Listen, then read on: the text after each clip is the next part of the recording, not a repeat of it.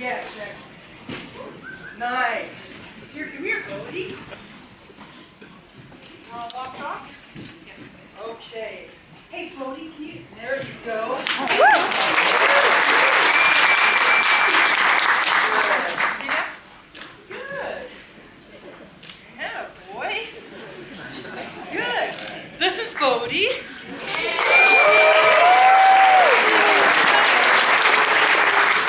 Thank you all very much for watching our film. I appreciate it very much, and we're very proud of this project. And Kornél, our director, did a fantastic job. And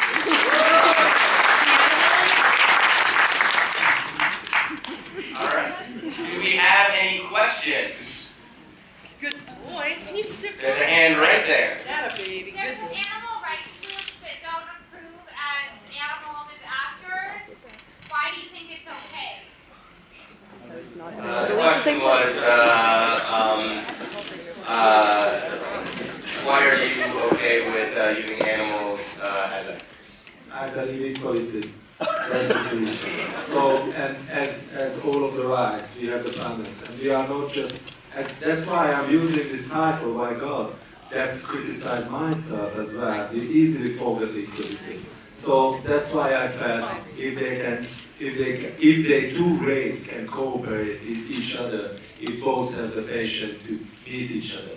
So that was the truth, and actually we really enjoyed that. And it was kind of a therapy also for us to understand it, how you can be and understand another kind of race, another kind of part of the world, which, as in the globalized world, easily forgotten. So that's why I really started to do that topic, and I know all of the taboos, and I know all of the taboos before when I started. But I felt it's really can talk about it because that's topic surrounding lots of fear and taboos, and that's why I choose a very moral, very great hero for the movie, much more classical than I did ever, like as a main hero. So, and give them back to be more moral than human, and that's fine. Other questions? There's a hand right there, sir. Yeah, obviously it's very unique to, and I feel like if this made the States, it would be involving like visual effects. We use dogs. So I'm curious, like, were you involved in writing the story, or was it something that another writer wrote? And how did the story originate, and then why? Like, how did it come to be where it is now? Yeah, actually, I'm inspired by a book. It's a Nobel Prize-winning author called Coetzee. He's a South African author, and there is his book called His Grace, and there's a line in His Grace which happened in dog shelter, and that's why I went to a dog shelter. And then we started to work on the script. We felt, I really would like to use a mixed genre movies because my reality as an Eastern European is completely changed in the last 5-6 years. So if you are walking a block to another, you really feel satire, action movie, or even a horror easily in 2 minutes. So that's why I choose that kind of melting of this genre. And it was really difficult to find a balance because this language does not exist, because all genres have their own rules. But it's, for us, was really interesting how we can face it, that rules, and also against those rules. And we can do this right emotionally. We really needed a free audience for that, who is not looking for the same genres always. But at the same time, we really would like to give them, as well, also for us, our reality where we are living, which is changed. That was my inspiration. And it's, for me, one of the most important things is the melodrama. I'm a huge fan of melodramas. So, what's the relation in between the little girl, Lily, and Hagen? That's the base of the story. Other questions? Yes, there's a hand right there. So, in Wagner, Hagen is not a good character. Why would you name a dog after a human history and being like the ultimate hero?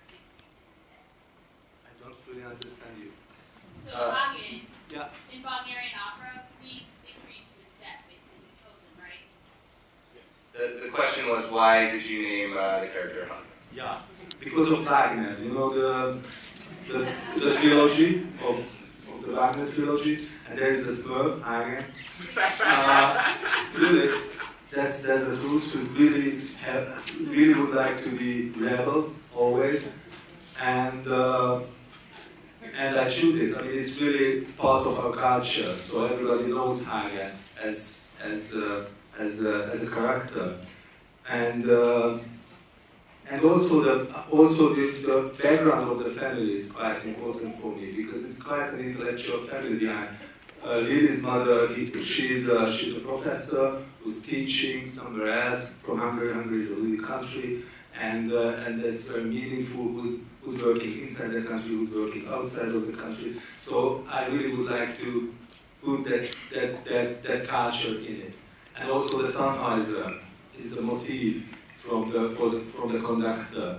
So if you go through for the tetralogy by the Wagner operas, then you easily find a connection with that movie. There's a question right there. Why the title White God? As I tried to mention, that it's also an idea of courtesy, that we as human always easy colonizing everything in the earth. And also when I stand there in that shelter, I felt such a shame, as I told at the beginning. And I felt I'm a white god somehow for them. And it's a perspective of the dogs as well. So it's criticizing myself, actually. That was the main intention. And I really would like to give a title which is contrasting the movie and not just illustrating the movie, and open those doors and questioning those questions. And yeah, that's fine. But also it was a little bit of play with the Samuel Fuller movie by the dog. And it's kind of a cool thing as well. Other questions? Yes, there's a hand right there. Yeah. Tell us about Bodie. How did you find him? How did you train him? How old is he? Give us his story.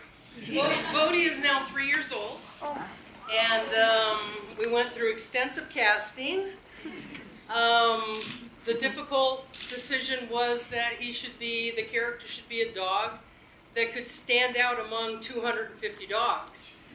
And you needed somebody so unique in character that you knew that he was separate and different from the rest of the dogs. And you have to give the credit to Kornél, because all I could do is search and find the dog that I thought would be best, and it was up to him to interpret and decide that this was his Hagen.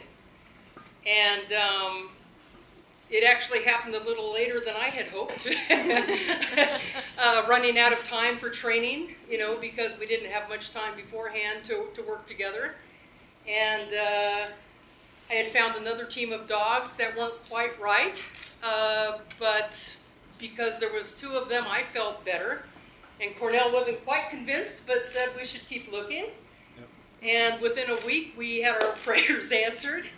And here were these 2 beautiful brothers that were like Siamese twins. And they were so different. Shar-Pei lab hound, maybe something.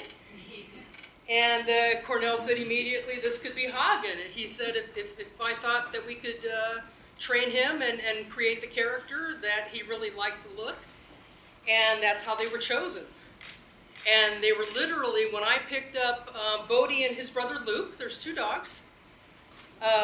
They were 9 months of age, very young, very young. And when we started filming, they were 14 months of age, after we had our few months of training and preparation.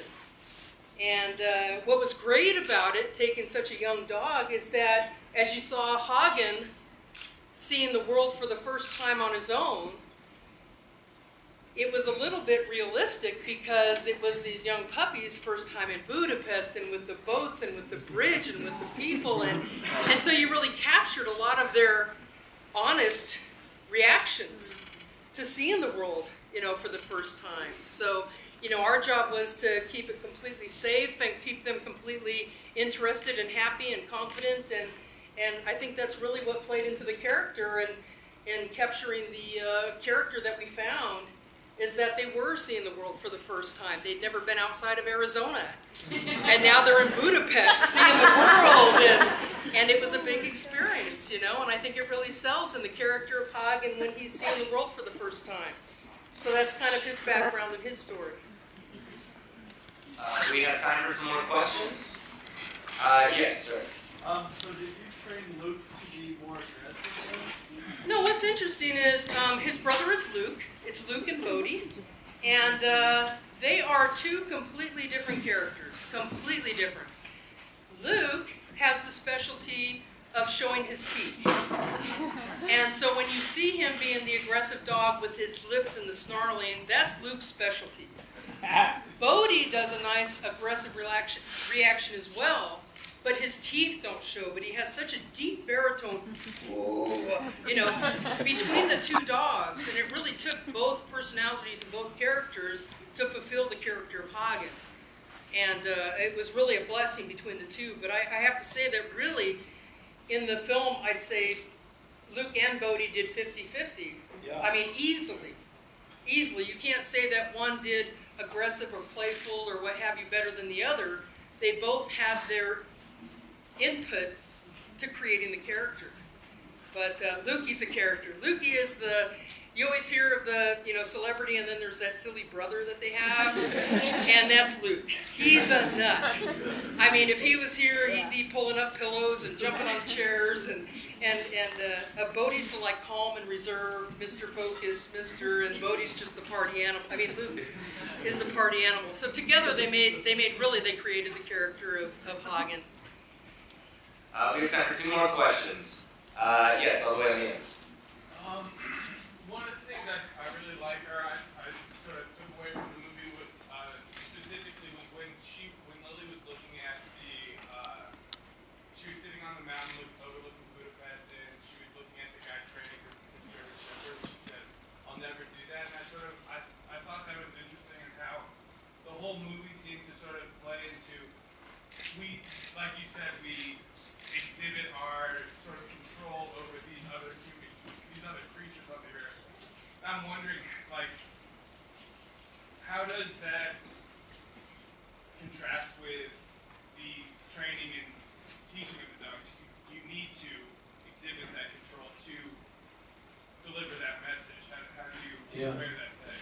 Actually, this is a very, very interesting question, because that was my question as well. And the Teresa's method is just the opposite. It's always, I mean, we have a T-shirt at the end of the shooting, and we just write it down, "Good boy," because it was the sentence which we 1,000 times every day we heard it. If they do anything else completely, like "good boy," they do like this. So it was something totally different, and that's a very important scene for me as well, because I can show that's always controlling and always, like, you know, the language of power is just simply not working. What you have afterwards is just child mind. Never can be adult. You never can be an identity. You never can be freedom somehow after it. So maybe you can do what they ask. And this is something like metaphorically meanings for me. So the method that we are using is just the opposite. That you can tell much more. Yeah, about it's completely the opposite. I mean, there's no dominance. There's no breaking down of the dog. There's no making him know that I'm the master and he's my dog. It's just not. And most people that know me know that I have the worst behaved dogs in the world because they jump on the furniture. They, you know, get into trouble. I mean, they're just dogs. And the training that we do, we want to enhance their character and keep it a realism. And anytime you treat an animal heavily or dominant or what have you, you see that reaction. And he'd be flinching when I'm near him. And he'd be respecting and looking at me like, what should I do and what should I not do? And you can see that he's very relaxed. And before the movie, he was saying hi to everybody and doing his own thing. I mean, it's just a different type of training. And you just really can't compare it. And I learned it, you know, a trade from my father, and he did Cujo to Beethoven to Babe to Canine to, I mean, such a huge spectrum of characters for animals. And I was fortunate enough to grow up in that industry and learn it from him. And it was never a dominating force in working with the animals. And you can tell by how relaxed he is. It was always making it comfortable for them and making them enjoy what they're doing. And that's the only reason, you know, our animals are acting without a leash. They're loose on the city streets. They're in the middle of Budapest. If he wanted to go, he's going to go. You know, there's nothing forceful. There's no hotlines. There's no anything that's keeping him there with us except for the desire to want to be with us and play and perform. You know, and that's how we keep it fresh for them. Actually, it's a practical, but that's also humans as well. Yeah. That's our equality. We have time for one more question. You in the front, sir. Could you tell me a little bit about Lily? I mean, this was her first film, I think. Yeah, and she's where fantastic. did she come from? And I mean, She comes from a great. very normal school, and she was quite a rebel, also in the class of her. So we went to the schools and made castings, and she was the one I never wanted to be in a movie. Right. And I was quite sympathetic, because that's what I'm looking for, somebody who's had these rebel ideas. Yeah. And then I force it and force it and force it. I go to the mother with flowers, try to, and then she was much more and more involved. She's also went to the trainings a lot. She's fantastic with And, the dogs. and I really felt she had faith, she had identity, she knows what is in her heart, and she can show us. So that was my main. So I'm not looking for a young character, young actress for that, who wanted to be successful. Much more like, you know, somebody who is there, who's always there. And she created that, so the shooting was very easy with her. So please understand this and that situation, and she understood it and created in a very smooth way. So natural and so good with the dog. I mean, it was like she'd been with the dog forever. It was amazing. I mean, really. So she was very gifted, very talented. She's back to the school. She started to thinking to become an actress, but she had no final decision yet. All right, let's please thank our filmmaker.